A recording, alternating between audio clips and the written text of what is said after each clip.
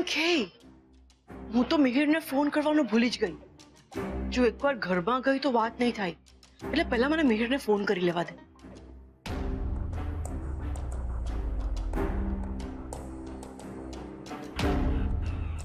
Hello hello, Mihir, I am sorry, actually Aarav આવી ગયો ને એટલે મારે ત્યાંથી ભાગવું પડ્યું. હા બોલો, શું કામ હતું? મારે તારું કઈ કામ નથી, પણ તું હવે તારું કામ પતાવ. કયું કામ? કોમલને આ ઘરેથી તારા ઘરે લઈ જવાનું કામ. હવે તું કોની રાહ જુએ છે મિહિર? કોમલને અહીંયાથી લઈ જા અને નવી લાઈફ સ્ટાર્ટ કર, નહીં તો કોમલને કાયમ માટે ગુમાવી બેસીશ. એક્સક્યુઝ મી, તમે દર વખતે મને ખોટી ખોટી સલાહ શાની આપ્યા કરો છો? અને હું કોમલને ભગાડીને ક્યાં લઈ જાઉં? અરે કોમલના ઘરવાળા સામે ચાલીને એમનું બધું જ મને આપી દેવા માંગે છે. હા સાચે. તો આવી સેટ થયેલી બાજી હું કેવી રીતે અપસેટ કરી શકું? OMG, મિહિર, તું ભાભીની વાતોમાં ન આવ. કશું જ સેટ નથી. ભાભી તને પ્રોપર્ટીનું ગાજર બતાવીને પટાવવા માંગે છે, ધેટ્સ ઇટ. અચ્છા? Yes, listen to me. આની પાછળ પણ એ લોકોની કોઈ ચાલ હશે, આઈ એમ શ્યોર. એ જે હશે એ હું ફોડી લઈશ, પણ તમે આજ પછી મને કે કોમલને ફોન કરીને પ્લીઝ મિસગાઈડ નહીં કરતા. અરે but listen to me. Hello hello, આખરે ભાભીએ બધું પોતાના ધાર્યા પ્રમાણે સેટ કરી જ નાખ્યું હશે. જેવા મારા નસીબ. એક તરફ મારો વર કે જેની પાસે પૈસા જ નથી, અને બીજી તરફ મારો ભાઈ કે જે ખુવાર થવા બેઠો છે. કોણ જાણે મારું શું થશે. માં, આપણે શું મિહિરની અને એનો જે ફોન આવવાનો છે એની રાહ જોતા બેસી રહેવાનું? હા, અને સાથે બંગલા અને ઓફિસના નામફેર કરવાના જે કાગળિયા છે ને એ તૈયાર કરાવી રાખ છે. માં, ખરેખર આપણી પ્રોપર્ટીના પેપર્સ તૈયાર કરવાના છે એ લોકોને આપવા માટે? હા બેટા, હમણાં તો આપણે આ કાગળિયા તૈયાર કરાવવા જ પડશે, જેથી એ લોકોને આપણી નિયત પર શંકા ન જાય. પણ રહી વાત એ કાગળિયા એ લોકોને આપવાની, તો એ આપણે સમય સંજોગો પ્રમાણે નક્કી કરશું. પણ મને પૂરો વિશ્વાસ છે કે મારા ઠાકોરજી એ કાગળિયા એ લોકોના હાથ સુધી નહીં પહોંચવા દે. સમજી ગયો માં. હું જેટલા બને એટલા જલ્દી બધા જ પેપર્સ તૈયાર કરાવી દઉં. આ લોકો તો ખરેખર અક્કલનું પ્રદર્શન કરી બધું વેચવા નીકળ્યા છે. મારે એકવાર તો આ લોકોને અટકાવવાની ટ્રાય કરવી જ પડશે. ભાભી, શાના પેપર્સ રેડી કરવાનું કહો છો? આપણા બંગલા, કારોબાર, એના કાગળિયા મિહિર અને એના પપ્પાને આપવા માટે તૈયાર તો કરાવવા પડશે ને બેન. OMG, એમાં શું બેન, આપણે એમ સમજશું કે આ બધું આપણે કોમલને કરિયાવારમાં આપી દીધું. પણ ભાભી, કરિયાવર કરીને મા બાપ રસ્તા પર આવી જાય એ કોઈ પણ દીકરીને ન ગમે. અને તમે કોમલનો તો વિચાર કરો, એને કેટલું ખરાબ ફીલ થશે. એ લાઈફ ટાઈમ પોતાને બ્લેમ કરશે કે એના કારણે એની ફેમિલી બરબાદ થઈ ગઈ.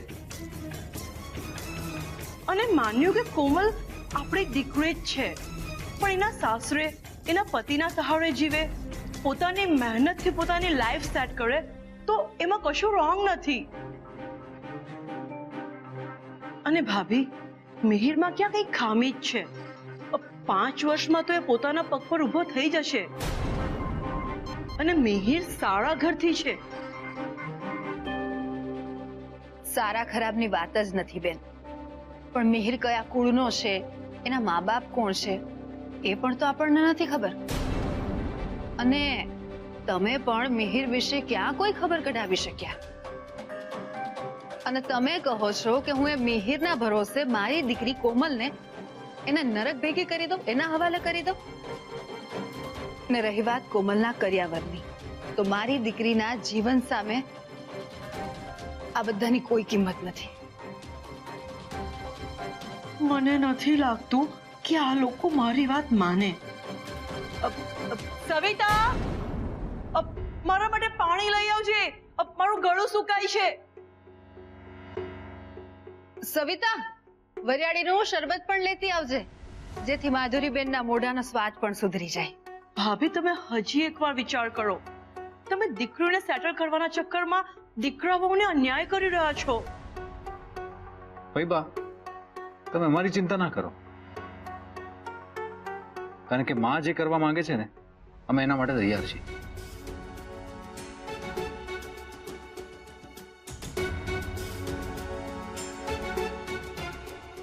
સવિતા, કોમલ ક્યાં છે? ક્યાંય દેખાતી નથી. ક્યાંક બહાર ગઈ છે? માધુરીબેન, કોમલબેન તો એમની રૂમમાં હોતેલા છે.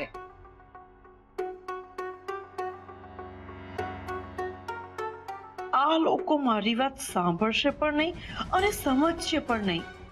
એટલે હવે મારે કોમલને જગાડીને આ ઘરમાંથી ફરીથી ભાગી જવા ઉકસાવવી પડશે. માય પ્રિન્સેસ, પ્લીઝ દરવાજો ખોલ. મારે તારી સાથે ઇમ્પોર્ટન્ટ વાત કરવી છે. જવાબ કેમ નથી આપી રહી? કોમલ, કંઈક તો બોલ. તારી તબિયત કેમ છે? આઈ થિંક મારે અંદર જવું જોઈએ. એક મિનિટ માધુરીબેન, માફ કરજો પણ તમે અંદર નહીં જઈ શકો. But Y? કારણ કે માંડ માંડ કોમલની તબિયત સુધરી છે. માંડ થોડું એને ખાધું છે અને માંડ અત્યારે શાંતિથી સૂતી છે. યા, પણ એ તો સારી વાત છે ને. એટલે જ તો હું નથી ઈચ્છતી કે ફરી પાછી કોઈની સાથે વાત કરે, બધી વાતો એને પાછી યાદ આવે અને એ દુખી થાય. યુ મીન ટુ સે કે હું કોમલને દુખી કરીશ? હું એવું કઈ બોલી જ નથી બેન. હું ફક્ત એટલું જ કહી રહી છું, અત્યારે કોમલને આરામ કરવા દો અને તમે પણ શાંતિથી સૂઈ જાઓ. તમે પણ આરામ કરો. ઓકે, હું કાલે વાત કરી લઈશ.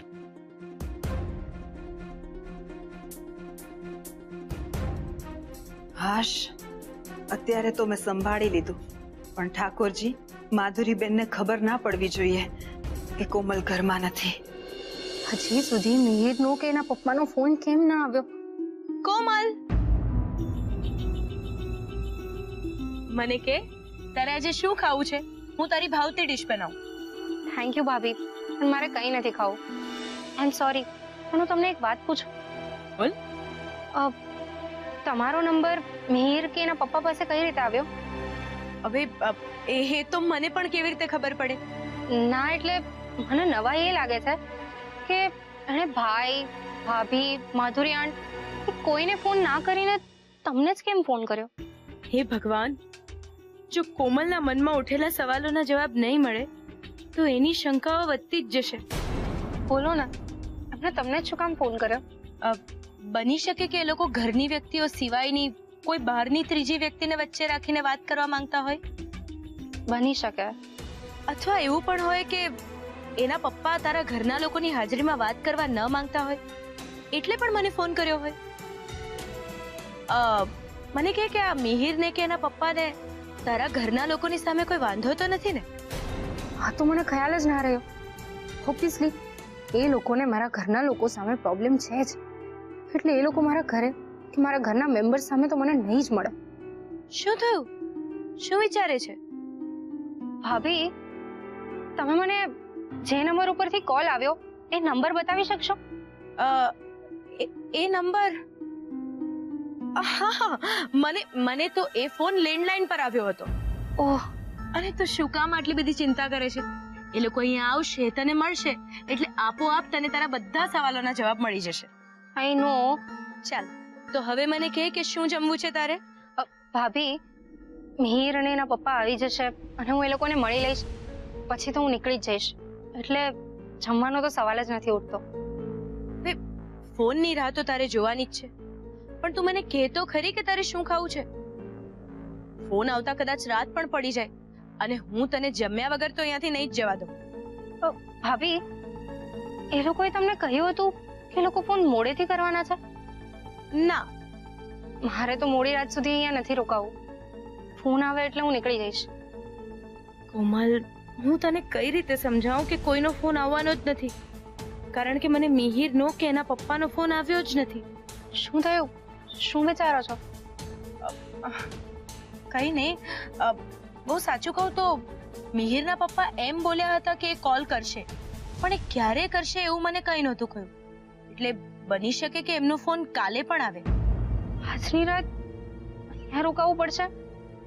હા, કારણ કે એમણે ખાસ કહ્યું છે કે જ્યાં સુધી મારો ફોન ના આવે ત્યાં સુધી કોમલને જવા નહીં દેતા.